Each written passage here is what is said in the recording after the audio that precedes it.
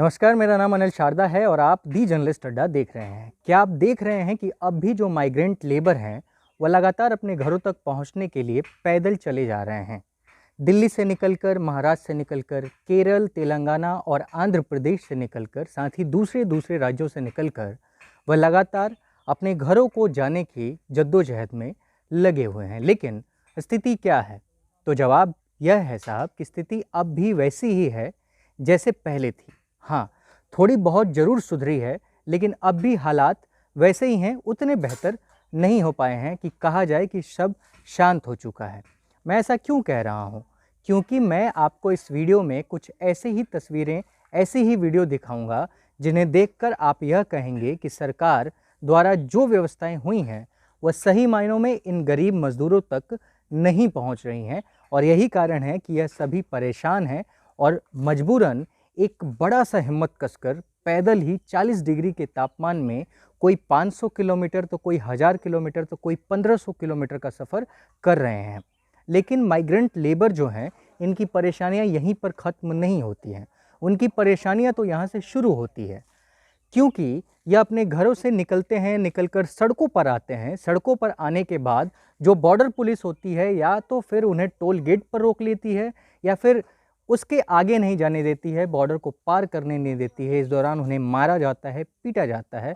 कई बार ऐसे हालात पैदा हो जाते हैं और इस तरह कई घंटों तक धूप में बैठे रहने के बाद उनके पास थक हार कर कोई दूसरा नया रास्ता तलाशने का ही एक ऑप्शन रह जाता है। उन रास्तों में क्या होता है? तो खेतों का रास्ता होता है, नदियों का रास्ता होता है, नालों का रास्ता होता है। उन्हें पार करके ये लगातार चलते रहते हैं, फिर सड़कों पर आते हैं और फिर लगातार ये अपने लक्ष्य को अंजाम देने के लिए बढ़ रहे होते हैं। पहले आप ये छोटा सा वीडियो देखिए जो मैं दिखा रहा हूँ। वीडियो में आप देखेंगे कि एक बस में किस तरीके से 70 से 80 लोगों को भरा गया है और उन्हें बिहार लेकर जाया जा रहा है। वीडियो को आप देखकर समझिए और बताइए कि क्या इन्हें इस तरीके से लेकर आना या फिर इनके घरों तक लेकर जाना, क्या इनकी जानों से खिलवाड़ नहीं है?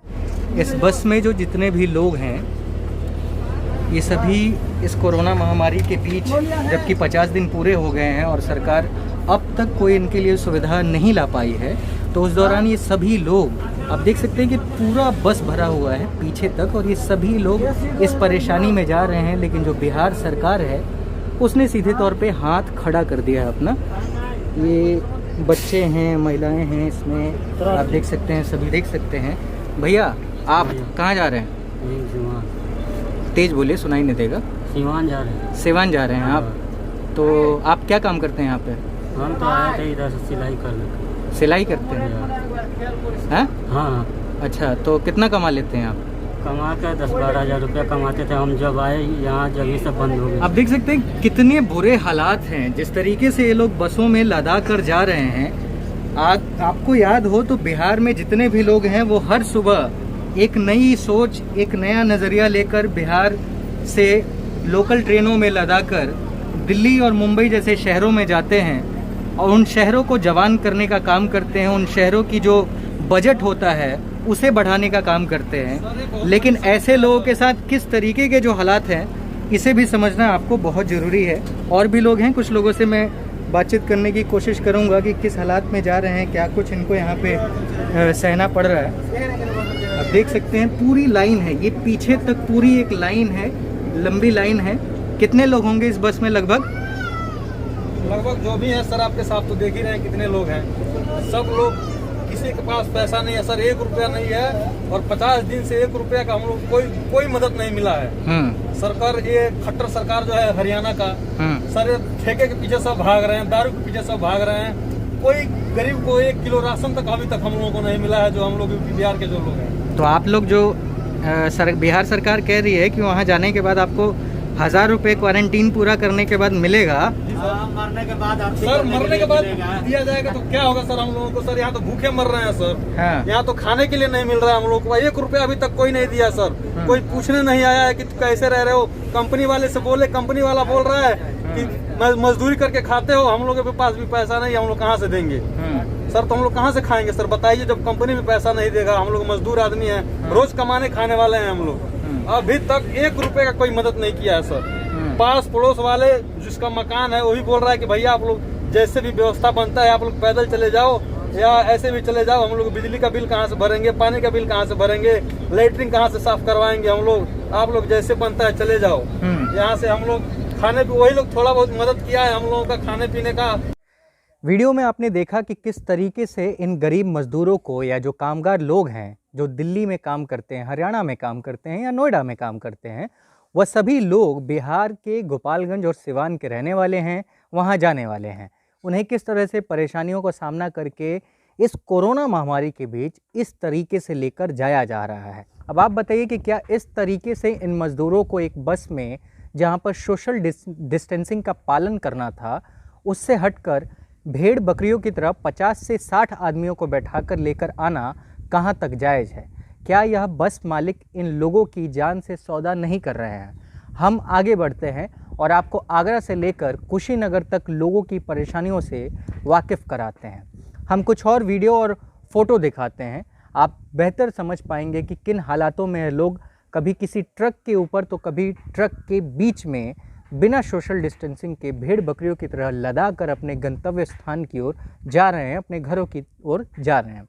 आपको मालूम है, जब रोड पर पैदल चल रहे यह मजदूर किसी बस को देखते हैं तो इनकी आंखों में एक चमक आ जाती है। वह चमक इसलिए आती है क्योंकि इन्हें लगता है कि शायद यह बस वाला अपनी बस रोक लेगा और उन्हें भी बैठने की जगह दे देगा, जिससे कि वह आराम से इस धूप से बचकर, अपने पैरों के छालों से बचकर अपने घरों तक पहुंच पाएं। लेकिन ऐसा होता नहीं है। वह बस जितनी तेज़ी से उनके पास आती है उतनी ही तेज़ी से उनके आँखों से सामने से ओझल भी हो जाती है, लेकिन उनके लिए कुछ नहीं होता है। आज भले ही देश में ट्रेनें चलाई गई हैं, लेकिन सच कहूँ तो उन ट्रेनों के पैसे इन गरीबों से नहीं दिए जा पाएंगे। बावजूद इसके कुछ स्पेशल ट्रेन भी हैं जिसमें नाम आते आते न जाने कितना दिन लग जाता है, और असल मायनों में इतने मज़दूर लोगों को जो बाहर फंसे हुए हैं उनके लिए ट्रेनें भी अभी कम पड़ जा रही हैं, जिनकी वजह से ये लोग भूखे प्यासे या फिर जिस भी परिस्थिति में हैं उसी परिस्थिति में अपने घर जाने को मजबूर है। मेरा एक सवाल है बिहार की सरकार से और केंद्र की नरेंद्र मोदी सरकार से कि क्या इन मज़दूरों के साथ यही सब होगा और आखिर कब तक होता रहेगा? क्या इनके किस्मत में इतना ही सब कुछ है? अगर यह सच है तो मैं समझता हूं कि मज़दूरों को अपनी किस्मत यही समझ लेनी चाहिए। इनको समझ लेना चाहिए कि चाहे सरकार किसी की भी हो, इन्हें इनके हालात पर ही जीना होगा। इनके हालात कभी नहीं सुधर सकते हैं। कोरोना जाने के बाद यह सब वापस उसी ट्रेनों में लदाएंगे और दिल्ली, मुंबई तथा अन्य शहरों में जाकर उन शहरों की जीडीपी को बढ़ाएंगे, उन शहरों को जवान बनाएंगे, लेकिन इनका जीवन जैसा है वैसा ही रहेगा, सुधरेगा नहीं। बताइए कि इनका क्या होगा? ये तो पैदा ही होते हैं मरने के लिए ना, क्या आपको यही लगता है? नहीं मरे तो दूसरों की गुलामी करते करते ये मज़दूर एक न एक दिन मर जाते हैं, अपनी मिट्टी में समा जाते हैं। फिर भी अगर सरकार को शर्म आती है, मुख्यमंत्री को शर्म आती है, तो आपसे रिक्वेस्ट है, आपको लगता है कि आपके यह लोग हैं जिन्हें आपकी ज़रूरत है, तो आप सहयोग कीजिए, आगे बढ़िए और इनकी परेशानियों को कम कीजिए। कम से कम सहानुभूति तो दे दीजिए। लेकिन आप तो घर से बाहर तक नहीं निकलते हैं, इनके बारे में जानते भी नहीं हैं कि आखिर ये क्या हो रहा है। बिहार के उप मुख्यमंत्री हों या फिर मुख्यमंत्री हों, किसी को इससे मतलब नहीं है। खैर छोड़िए, हम पत्रकार हैं और हमारा काम ही इतना है कि हम लोगों को देश की परेशानियों से, देश की आम जनता को होने वाली परेशानियों से आपको अवगत कराएं। बाकी तो सबको पता है कि आप लोग कुछ नहीं करेंगे, तो जैसा आपको समझ में आता है करते रहिए। फ़िलहाल इस वीडियो में सिर्फ इतना ही। नमस्कार, मेरा नाम अनिल शारदा है। आप दी जर्नलिस्ट अड्डा देख रहे थे।